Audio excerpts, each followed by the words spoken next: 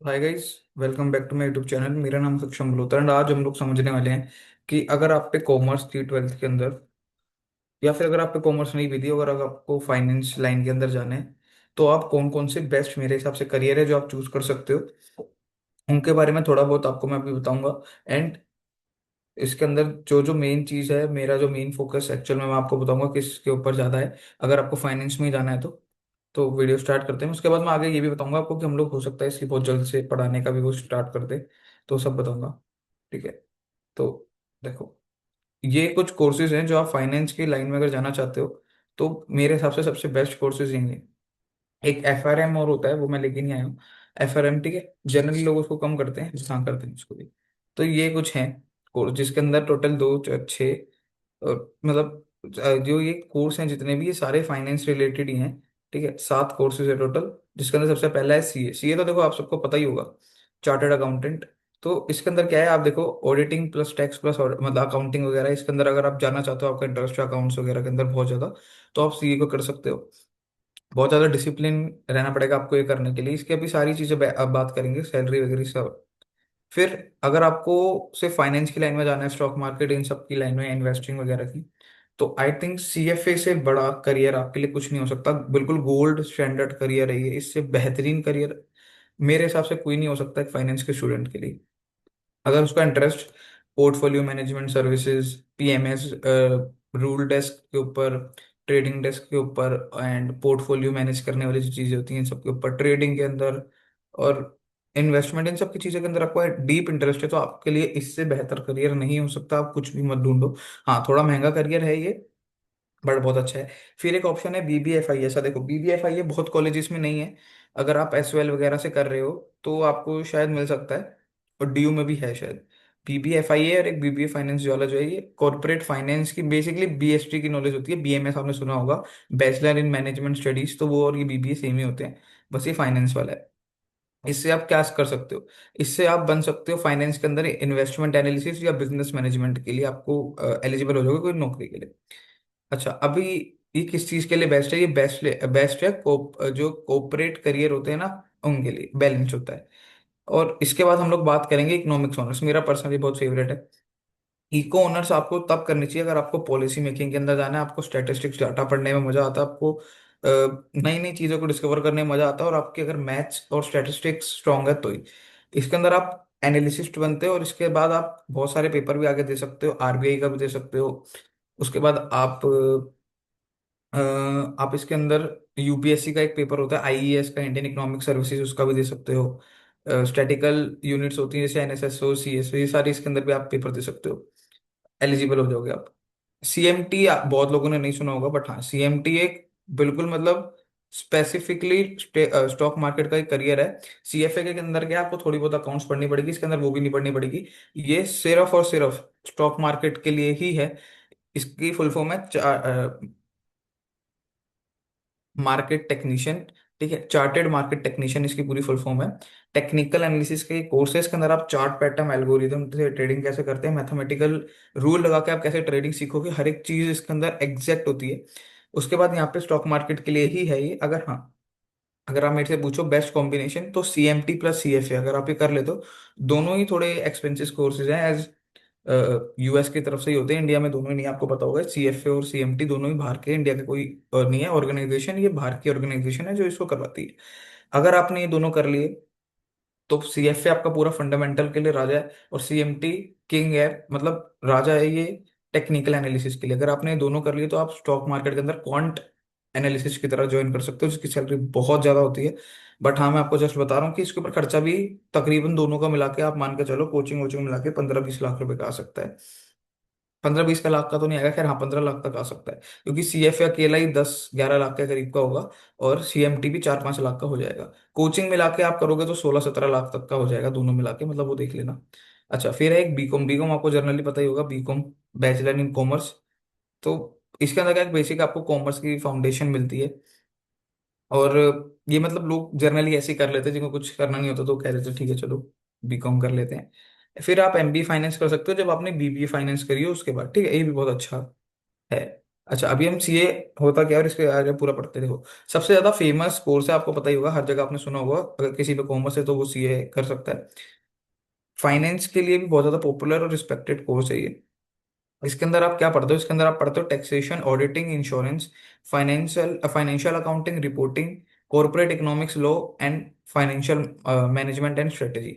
अच्छा, ये 4 से 5 साल का कोर्स होता है। मतलब ये सस्ता सा ही है, ज्यादा महंगा नहीं है, इसलिए बहुत लोग कर भी लेते हैं। तो ये 1 लाख से 3 लाख के बीच में आपका हो जाएगा सब मिलाकर। जो इसकी सैलरी होती है वो इसके अंदर लिखा है, fresher salary 8 lakh to 15 lakh per annum. Starting salary मतलब 8 लाख से 15 लाख के करीब होती है। एक्सपीरियंस हो लोगे तो 20 से 25 लाख, और अगर टॉप मतलब बिल्कुल टॉप नोच अगर आप बन जाते हो रैंक होल्डर, तो आपको शायद 1 करोड़ प्लस भी आपकी सैलरी आ सकती है। बट हाँ, ये जस्ट नंबर्स हैं, ऐसा रियलिटी में ऐसा नहीं होता है। रियलिटी में आपको मतलब समझ आ जाएगा जब आप ऑन ग्राउंड करोगे चीजें, कि इतनी ज्यादा तो सैलरी मतलब मिल भी सकती है, ऐसी बात नहीं है, बट हाँ कम मिलती है। अगर 100 लोग पेपर दे रहे तो उसमें से 5 या 10 को ऐसी सैलरी मिलेगी, बट मेजरली 90 या 80 लोग जो भी हैं, 10-20 को मिल जाएगी ऐसे, तो 80-90 लोगों को नहीं मिलती। तो दिक्कत हो सकती है। ठीक है। अच्छा, अब इसके बाद आप सीएफओ भी बन सकते हो, चीफ फाइनेंशियल ऑफिसर, इसे करने के बाद ठीक है। इसके बाद आता है सीएफए, भाई बहुत बेस्ट करियर अगर आपको फाइनेंस में जाना है और आप पे हैं पैसे, आप खर्च कर सकते हो, तो इससे बेहतरीन हो ही नहीं सकता। गोल्ड स्टैंडर्ड फाइनेंस का करियर है ये। अगर मैं बताऊं, अगर आपको ग्लोबली आप देखोगे ना, रीच और रिकॉग्नाइजेशन ज्यादा सीएफए की है as compare to CA, actual बता रहा हूँ। ग्लोबल के लिए लोग एसीसीए करते हैं ना। अभी देखो, एक एक्चुरियल साइंस भी होता है, वो मैं बताना भूल गया था ऊपर। तो एक्चुरियल साइंस बेसिकली इंश्योरेंस इन सब के ऊपर होता है, और एक्चुरियल साइंस के अंदर आपको मैथमेटिक्स बहुत स्ट्रॉन्ग चाहिए, कैलकुलस वगैरह। वो भी बहुत अच्छा करियर है, उसके अंदर बहुत ज्यादा डिमांड है अभी लोगों की। तो अगर आप वो करते हो तो आप मेरे को बता देना, मैं उस पर वीडियो बना दूंगा। सीएफए क्या है, 3 लेवल में होता है, CFA level 1, CFA level 2, CFA level 3। Level 3 के बाद आप 4,000 घंटे का जब पूरा वर्क एक्सपीरियंस आपका हो जाता है, तो आप बनते हो सीएफए चार्टर होल्डर, चार्टर, ठीक है। ये देखो, इसके अंदर जो कॉस्ट है ना, वो 5 से 6 लाख रुपए करीब तो देखो वैसे आएगी, क्योंकि डॉलर बढ़ गया है। डॉलर अगर गिरता है तो और सस्ती हो जाएगी थोड़ी फीस। इसके अंदर 2 बार आप कर सकते हो। एक होती है अर्ली रजिस्ट्रेशन, जिसकी फीस थोड़ी सस्ती होती है, जिसकी शायद 1130 रुपये के करीब, $1130 के करीब है फीस। और एक होती है स्टैंडर्ड यानी लेट, उसके अंदर अगर आप करते हो तो वो फीस शायद 1400 या 1500 डॉलर के करीब। इसके अंदर होता क्या है, 3 लेवल होते हैं, आपको हर लेवल निकालना पड़ेगा नेक्स्ट लेवल पे जाने के लिए, वो तो ऑब्वियस सी बात है। 3 से 4 साल का ये भी कोर्स होता है। बाहर की ऑर्गेनाइजेशन कराती है इसको, जैसे सीएमटी को भी बाहर की ऑर्गेनाइजेशन कराती है, ऐसी सीएफए को भी बाहर की ऑर्गेनाइजेशन कराती है। टोटल 3 से 5 लाख का खर्चा आपका मिनिमम तो होगा ही इसमें। और अगर आप कोचिंग वगैरह देखते हो, और इसके पढ़ाई के जो सामान होते हैं, इंस्ट्रूमेंट, जैसे एक कैलकुलेटर आता है टेक्सास BA2, फाइनेंशियल कैलकुलेटर, इसके लिए स्पेसिफाइड होता है। वो कैलकुलेटर ही आई गेस अकेला 10-15 हज़ार रुपये का आता है, मतलब बहुत एक्सपेंसिव कोर्स है ये। ये कोर्स आपको टोटल मेरे हिसाब से 5 से 10 लाख में पड़ सकता है। वो मतलब डिपेंड करेगा जो भी होता है। ठीक है। ये बेस्ट किसके लिए, ये बेस्ट है उनके लिए जो स्टूडेंट स्टॉक मार्केट और नंबर फाइनेंस एनालिसिस में जेन्युइन इंटरेस्ट रखते हैं। ठीक है भाई, मतलब मैं सही बता रहा हूँ। अगर आपका बहुत डीप इंटरेस्ट है तो इससे बेहतर करियर आपके लिए नहीं हो सकता। सेकंड थॉट भी मत आने देना, अगर आप पे पैसे हैं, आप इसको अफोर्ड कर सकते हो, तो डेफिनेटली इसके लिए जाना बहुत मजेदार बेस्ट करियर है। ठीक है। आई गेस मेरी फोटो यहाँ पे 2 बार दिख रही है। हाँ हाँ हाँ, शायद 2 बार दिख रही है यार, चलो कोई नहीं। एक सेकंड बस।